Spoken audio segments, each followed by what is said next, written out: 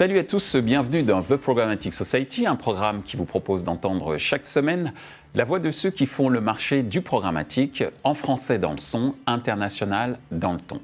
Une émission soutenue par Orange Advertising et Smile Wanted, avec pour partenaire média CB News, Redcard, pour partenaire opérationnel le MBA spécialisé Digital Marketing and Business de l'EFAP. Ce contenu est accessible également en podcast sur les principales plateformes d'écoute. Cette semaine, notre thème est le suivant. Éditeur versus GAFA, l'expérience d'achat en question. Google, Facebook et bientôt Amazon dominent le marché publicitaire et notamment programmatique.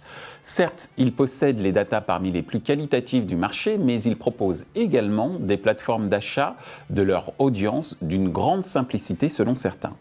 Des questions se posent quant à la capacité pour les éditeurs à proposer une alternative, notamment dans la manière dont leur offre est accessible pour les acheteurs. Pourquoi les éditeurs ne semblent pas encore émerger suffisamment face aux GAFA dans les stratégies d'achat programmatique? Quels sont les atouts des éditeurs face aux GAFA?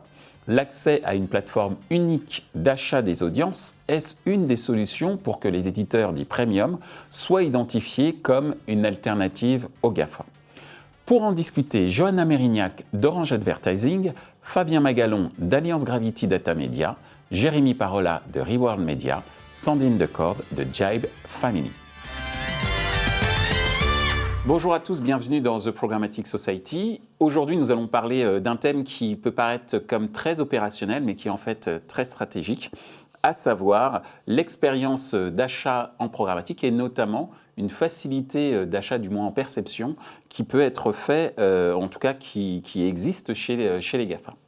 Première question, même si cette question autour de l'expérience d'achat est importante, comment les éditeurs pourraient davantage émerger face aux GAFA dans les stratégies d'achat programmatique?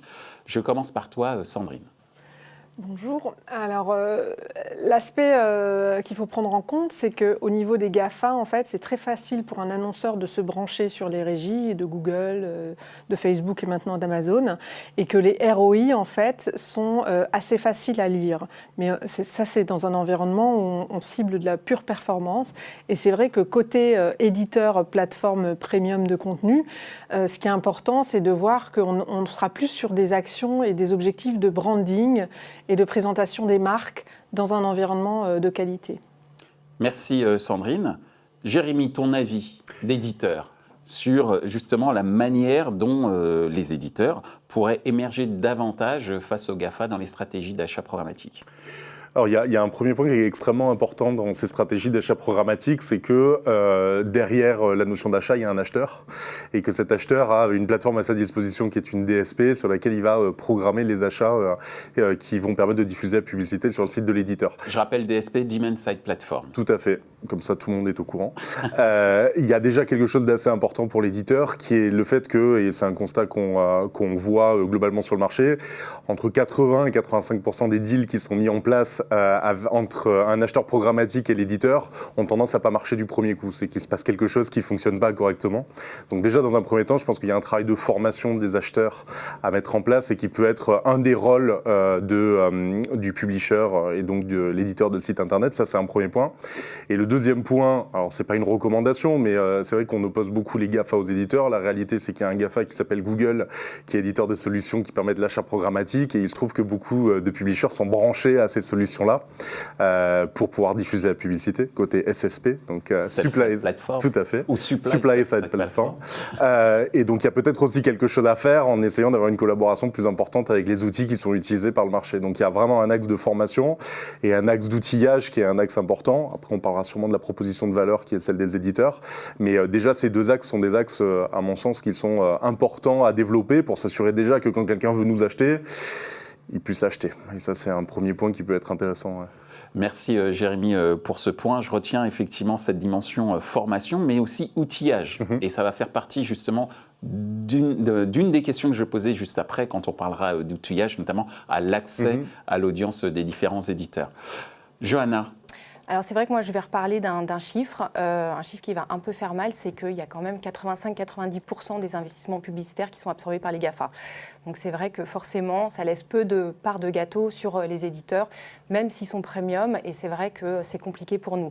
Néanmoins cette hégémonie, elle s'explique, on parle de volume, c'est vrai qu'ils proposent beaucoup de volume, beaucoup de reach, il y a beaucoup de data aussi, et puis Jérémy en parlait, mais c'est vraiment ce système de plateformisation qui rend accès finalement à l'ensemble des inventaires pour les acheteurs programmatiques.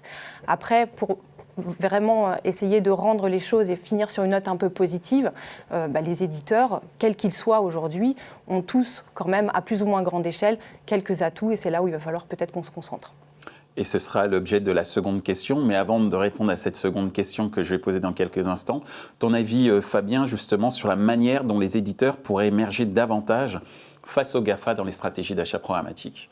Alors, pour compléter les réponses très complètes déjà de mes camarades, effectivement, 80-90% des investissements qui sont concentrés sur le duopole.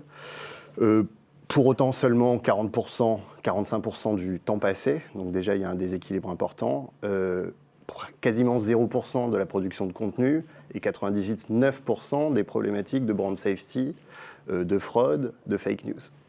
Donc en fait, le déséquilibre entre les attentes de revenus légitimes pour les éditeurs est hyper important, et c'est ce déséquilibre-là qu'il faut corriger. Donc, pour les éditeurs, comment essayer de le corriger? En s'inspirant des forces des GAFA. Moi, je suis convaincu que sur le reach et la data, on n'a rien à envier aux GAFA, que les raisons s'expliquent ailleurs. Alors, on a évoqué effectivement l'expérience utilisateur, l'expérience acheteur, en réalité, l'UX, la plateformisation, c'est un des éléments. Je crois qu'il y a aussi un facteur clé, enfin plusieurs en réalité, la dimension internationale de ces plateformes qui rayonnent au niveau global et ont des capacités d'influence auprès des top management, des marketeurs qui est plus forte. La dimension locale, c'est plus de 50% de l'activité de ces plateformes, la capacité à adresser le marché de l'hyperlocal, ce qu'on fait globalement tous pas très bien sur le marché des éditeurs premium. Et dernier point, je pense, l'exécution aussi. C'est-à-dire que c'est des organisations extrêmement bien faites, très matricielles, qui couvrent l'ensemble du marché de manière très efficace. Et dernier point qu'on adressera peut-être également, c'est leur capacité à avoir développé des systèmes, c'est-à-dire au-delà de la plateforme, des systèmes complets qui vont de la data, la créa, l'activation, les insights et l'attribution. Merci. C'est de tout ça qu'on doit s'inspirer. Merci Fabien, et je note en plus de ce que tu as évoqué les éléments liés à la formation qui ne sont pas des outils en tant que tels, mais qui sont un peu le soft power side, on va dire, de ces différentes solutions. Alors justement, pour reprendre une de tes expressions, c'est-à-dire note positive, Johanna, quels sont les atouts des éditeurs premium face aux GAFA? Sandrine, tu es un peu la voix des annonceurs autour de cette table, puisque en tant que consultante, tu les aides à travailler sur leur stratégie d'achat publicitaire au sens large et marketing. D'après toi, quels sont donc les atouts des éditeurs premium face aux GAFA? Alors, la force des éditeurs premium, c'est d'avoir déjà des ciblages et de pouvoir permettre une réflexion maîtrisée, forçant la brand safety, ce qui est très important. On est dans un environnement finalement où depuis 10-15 ans, on voit les coûts d'acquisition des GAFA augmenter de manière assez exponentielle.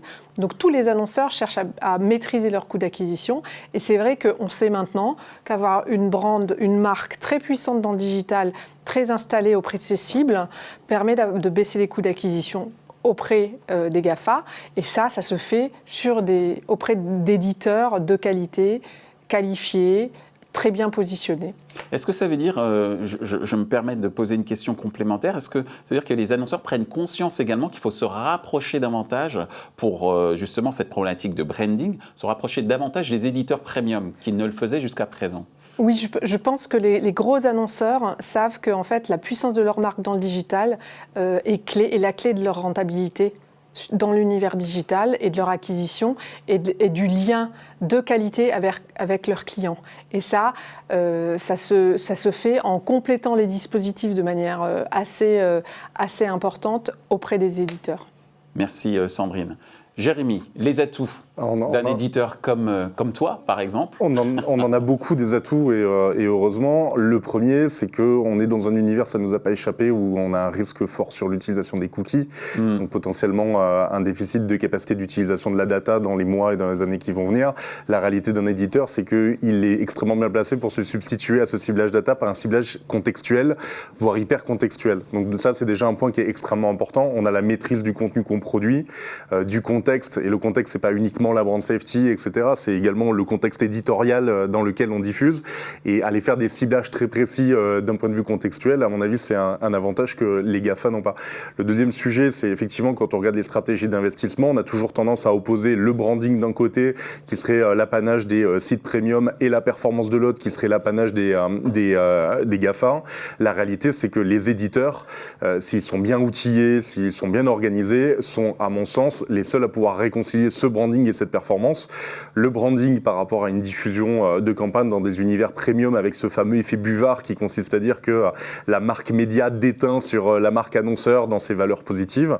Et de l'autre côté, une capacité à faire de la performance, parce qu'il ne faut pas croire qu'on est plus stupide que les autres non plus. On est capable d'aller driver des KPI de performance qui ne sont pas uniquement des KPI de est-ce que ma pub a été vue ou pas. C'est-à-dire qu'on est capable de parler de CTR, qu'on est capable de suivre ce qui se passe après un clic. Quand on travaille notamment avec l'industrie automobile, Dieu sait que c'est important pour eux de savoir ce qui se passe une fois que le clic a été opéré. Donc je pense qu'on est vraiment l'endroit où on peut faire cette synthèse. Et après, on parle beaucoup de programmatique ici, mais là aujourd'hui, si on veut faire des opérations spéciales de brand content, ce genre de choses-là, ça va être assez compliqué de le faire en partenariat avec des GAFA, alors que de le faire avec des marques qui sont premium, qui fédèrent des audiences et qui savent parler à des communautés, c'est un avantage qui est non négligeable. Et dernier point, désolé, je parle beaucoup, mais c'est un point qui est important. Aujourd'hui, quand on prend la courbe d'attribution de valeur, par exemple sur un annonceur e-commerce qui va réaliser une vente, on regarde toujours le last click comme étant le Graal, à savoir il a cliqué, il a consommé, s'il est passé par les GAFA ou par les sites de cashback, de bons de réduction, etc. La réalité, c'est que quand on prend toute la chaîne de navigation d'un internaute avant de réaliser un achat, il y a un dénominateur commun, c'est qu'il y a souvent un média ou un publisher premium au milieu, et je mets au défi les différents annonceurs de couper cette case-là et de voir si la performance est toujours la même derrière. On a fait le test plusieurs fois. Le post-click, c'est pas le Graal. Il y a aussi le post-view qui est extrêmement important. Et le post-view, vu notre position d'éditeur qui consiste à fédérer des millions de Français tous les mois et même tous les jours pour certains gros éditeurs comme Orange, par exemple, on a un rôle extrêmement important dans la chaîne de transformation qui dépasse juste le « j'ai cliqué, j'ai acheté ». Merci Jérémy pour ces précisions, notamment entre le post-view et le post-click, c'est quand même assez important. Alors justement, tu parlais d'Orange, parole par l'intermédiaire de Johanna à Orange, qui est à la fois éditeur et opérateur, opérateur télécom. Alors, de ton point de vue, quels sont les atouts premium, les atouts premium, c'est pas mal, les atouts des éditeurs premium face aux GAFA? Et alors, en fait, sur les atouts, je pense que les éditeurs aujourd'hui ont un rôle, c'est de jouer finalement sur leur différenciation, finalement de capitaliser sur leur fort, sur leur ADN. Nous, côté Orange, c'est ce qu'on essaye de faire dans notre stratégie. On a du reach, on est dans le top 7, 8, Nielsen à peu près. On a de la data et on a de la data opérateur, tu le soulignais, de la data log télé, ce qui fait vraiment notre spécificité. On a ouvert en fait une data marketplace cette année. On ouvre en fait cette data aujourd'hui au marché programmatique qui permet finalement aux acheteurs de pouvoir à la fois capitaliser dessus, mais dans des écosystèmes autres que celui d'Orange. Donc finalement, on offre tous ces atouts que proposent aussi les GAFA. Et puis le dernier point et non des moindres, on parlait tout à l'heure de brand safety. Aujourd'hui, nous, on a rejoint le label Digital Trust. Donc d'ailleurs, on a été même les premiers à être labellisés. Aujourd'hui, je crois qu'il y a à peu près 140 sites qui sont labellisés. Et les marques cherchent de plus en plus à avoir justement un environnement brand safe pour leur propre image et pour pouvoir capitaliser dessus. Donc c'est vrai que tous ces atouts, je pense que les éditeurs les ont, à plus ou moins grande échelle, comme je le disais tout à l'heure, mais en tout cas, on est capable d'être une vraie alternative par rapport à tout ce qui est notre force et nos atouts en tant que tels. Merci Johanna. Alors justement, Fabien, tu fédères un certain nombre d'éditeurs premium autour d'un atout non négligeable qui est la data, mais en plus de cet atout que je viens de mentionner, quels sont les autres atouts des éditeurs premium face aux GAFA? On les a cités, la qualité du contenu, du contexte, le temps passé, la qualité du contact publicitaire. Ça, c'est concret et c'est historique. Je pense qu'il faut développer de nouveaux atouts forts. Jérémy a évoqué l'ère post-cookie. Il y a des initiatives hyper intéressantes sur le marché autour du développement d'identités partagées. Il y a Gravity travaille sur ce sujet en mutualisant un certain nombre de données déterministes. Orange, au travers de ces initiatives data, travaille également sur la commercialisation de l'identité, enfin d'identifiants pérennes hors cookies sur le périmètre des clients Orange. Il y a une initiative qui est géniale, qu'il faut soutenir, qui est celle du geste, du SSO du geste, c'est-à-dire le single sign-on, un login mutualisé commun entre éditeurs. Donc ça, ce sont des initiatives concrètes qui prochainement permettront de créer des nouveaux atouts différenciants pour reprendre de la part de marché au GAFA sur le programmatique. Alors justement, tu viens d'énoncer un projet qui tient à cœur, pas seulement à moi perso, qui suis-je pour, mais surtout pour l'ensemble du marché, c'est-à-dire ce login unique. D'où ma troisième question, via ce fameux login unique pour accéder au contenu, si j'ai bien compris des différents éditeurs. Quid d'un login unique peut-être pour accéder cette fois-ci en tant qu'acheteur à l'ensemble des inventaires mis à la disposition des éditeurs premium. Alors, avant que tu répondes, tu répondras en dernier. Je vais laisser d'abord la parole à Sandrine qui représente les annonceurs. Est-ce que c'est une idée qui t'intéresse, ou en tout cas qui intéresse les annonceurs que tu conseilles? Ensuite, je laisserai la parole aux éditeurs et enfin à Alliance Gravity, Data Media. Je ne veux pas oublier le Data Media à la fin. Merci. Nouvelle signature. Pour savoir effectivement si on est sur le bon chemin pour pouvoir émerger, en tout cas aider les éditeurs premium à émerger face aux GAFA. Je pense qu'on est tous en train de préparer l'ère post-cookie qui est de plus en plus compliquée à gérer côté annonceur pour avoir une donnée fiable et que les annonceurs se sont mis en marche vraiment pour pouvoir travailler la donnée utilisateur loguée, donc avec tout des organisations de CRM puissantes, donc ce CRM multicanal, en se branchant sur des régies médias puissantes. Et je pense que c'est une voie essentielle, notamment pour pouvoir diversifier en fait ces sources de trafic et équilibrer ces canaux de trafic. Puisqu'il y a un élément que tu évoquais en tout début d'émission, c'est la facilité d'accès aux audiences de Google, Facebook Oui, et bientôt Amazon, et que d'une certaine manière, l'homme étant paresseux par essence, entre guillemets, ou du moins cherchant à faciliter son quotidien dans le travail d'un acheteur serait grandement facilité si un login et password, ou en tout cas une plateforme unique existait en termes d'achat d'audience. Tout à fait. Merci Sandrine. Jérémy, ton avis par rapport à ce type de perspective, ce type d'opportunités pour les éditeurs pour émerger face aux GAFA? Alors aujourd'hui, il y a deux options sur la table par rapport à l'unification de l'achat. Il y a une option qui dirait on se met tous autour d'une table et on crée une plateforme unique d'achat qui permette de faciliter l'acquisition, la diffusion publicitaire sur nos différentes marques. Et je m'excuse de t'interrompre parce que dans les deux exemples clés qui étaient importants, tu as parlé bien sûr de la formation, mais de l'outillage. Oui. Et donc il y a un moment où on se dit peut-être que c'est là la solution, l'outillage. Oui. On va dire agrégé ou de l'ensemble des acteurs éditeurs premium. On parle beaucoup de comment les éditeurs résistent par rapport aux GAFA. Je pense qu'il y a quand même une solution hybride qui consisterait quand même à dire potentiellement on pourrait aussi travailler ensemble. Ça pourrait être une option qui pourrait être mise sur la table. La réalité, c'est qu'il y a des outils qui fonctionnent quand même sur le marché.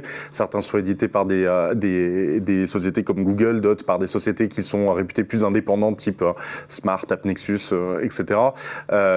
il y a une option qui dit créons quelque chose de nouveau et allons le porter en termes d'usage, ce qui est une option. Après, ça demande du temps, de l'investissement, etc. Il y a une deuxième option qui consiste à dire, en tant qu'éditeur, si on veut être acheté dans les meilleures conditions, peut-être on pourrait utiliser les solutions du marché qui permettent cet achat dans les meilleures conditions. Après, il y a un point moi, qui me tient à cœur et qui est quand même assez important. On a parlé de Digital Trust, on a parlé de Gravity, on a parlé des efforts qui étaient faits de la part des éditeurs. On a quand même un don sur ce marché en tant qu'éditeur pour se fixer des règles qui sont très drastiques. On se fixe des règles qui sont souvent plus drastiques que celles que les GAFA s'imposent en termes de visibilité, de qualité, de contexte, etc. J'ai l'impression que le job a quand même plutôt bien été fait du côté des éditeurs, concrètement. Digital Trust, Gravity, les outils, les efforts qu'on fait pour démontrer qu'on a une proposition de valeur. Maintenant, il y a quand même quelque chose qui serait assez intéressant, c'est d'allier les discours des annonceurs et des agences à leur réalité d'un point de vue de l'investissement. Ça pourrait être quelque chose d'intéressant parce qu'on se fixe des règles, on essaie de les améliorer, de les optimiser, etc.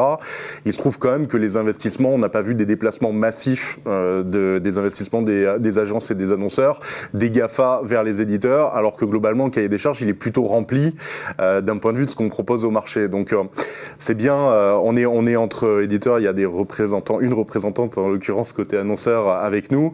Une fois qu'on s'est dit que les choses étaient plutôt bien faites, ça serait quand même assez intéressant de voir les investissements publicitaires augmenter aussi. Et ça c'est un appel assez fort. On peut pas avoir des discours de façade qui consistent à dire les GAFA, oui c'est pas le contexte, le brand safety, etc. Les annonceurs sont premium, voilà. Je pense qu'on a encore du boulot à faire pour se rendre indispensable, mais à un moment donné, il faudrait aussi qu'on voit des signaux positifs renvoyant vers les éditeurs premium que nous sommes. Merci Jérémy. Johanna, est-ce que tu as un commentaire complémentaire à faire ? Oui, tout à fait. Je voulais rebondir justement. C'est vrai que par rapport au Digital Trust et au label, en tout cas, il y a des initiatives qui sont prises. Sylvia vraiment porte le sujet sur le marché. Tu parles de Sylvia Tassantofola, côté TF1. Qui est la présidente du SRI. Exactement. Syndicat des régies Internet. Les syndicats des régies Internet, exactement.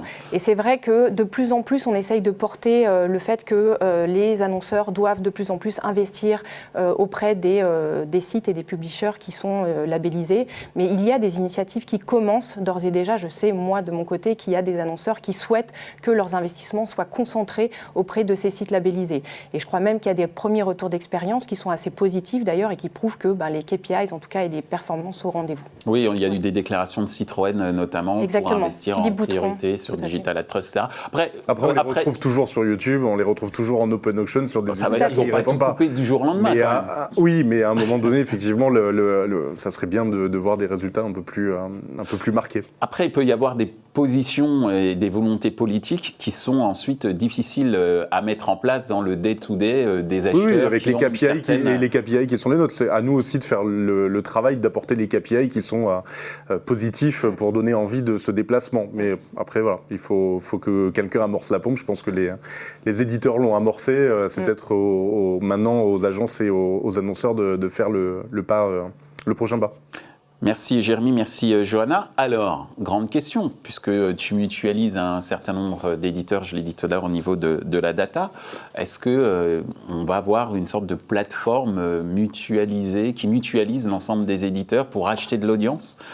Comment ça se passe ? Alors, c'est vraiment une question intéressante parce qu'en réalité, bizarrement, ça existe déjà, des plateformes qui mutualisent l'ensemble des éditeurs et qui permettent d'y ajouter de l'audience. Ça s'appelle des DSP, t'as cité, et il se trouve que c'est Google qui est le leader des DSP. Donc finalement, la problématique de simplifier l'accès, elle est d'une certaine manière adressée. En revanche, l'interface, l'usage, l'outil et l'innovation et la promotion des marques et la promotion de DAT, en réalité, est complètement au sein de ces outils délégués à ces acteurs tiers qui n'ont pas nécessairement des intérêts alignés avec les nôtres. Mais excuse-moi de t'interrompre sur justement le fait qu'il existe déjà Google, etc. Il y a une notion quand même qui est très importante, c'est la notion de first party data, qui certes aujourd'hui n'existe pas de manière mutualisée tant que l'initiative du geste n'est pas mise en place, mais en admettant que cette initiative soit mise en place, est-ce que ça veut dire que Google lui-même pourrait également gérer les informations détectées dans cette first party data ? Non, mon point sur le fait qu'elle existe déjà, c'est je veux pas fantasmer, je veux pas je pense que c'est faux d'affirmer que l'accès à la supply des médias premium est fragmenté et complexe. Fondamentalement, elle ne l'est pas. puisqu'elle est, en réalité, depuis l'existence des DSP, centralisée au sein des DSP. C'était mon simple postulat de départ pour répondre à ta question un peu plus en profondeur. Et deuxième fait avéré, ces plateformes, elles sont déléguées, elles ne sont pas maîtrisées. On n'a pas d'impact sur l'expérience d'achat des experts programmatiques. Je refais le rebond sur DAT.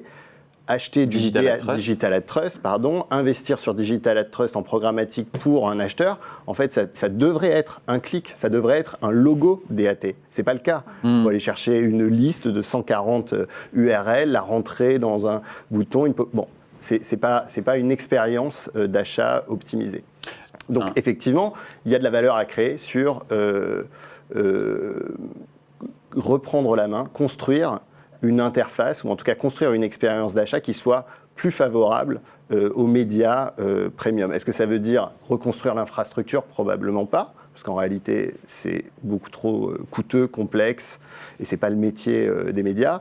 Mais en revanche, c'est vrai qu'il y a matière à s'interroger sur est-ce que les plateformes actuelles savent mettre en avant nos marques. Est-ce que nos médias sont visibles ou est-ce qu'ils sont complètement dilués dans un océan illimité de 160 000 URL? Est-ce que les résultats sur lesquels on est très bon le temps passé, la visibilité, l'impact, pourquoi pas de l'attribution au-delà du dernier clic, est-ce que ce sont des KPI qui sont facilement visible dans les reportings? Non, ce n'est pas le cas. Donc en réalité, il y a une vraie, je pense, réflexion à avoir sur la manière dont nos clients et les opérateurs de nos clients accèdent à nos propositions de valeur et la manière dont nous, on présente notre proposition de valeur à l'intérieur de ces outils.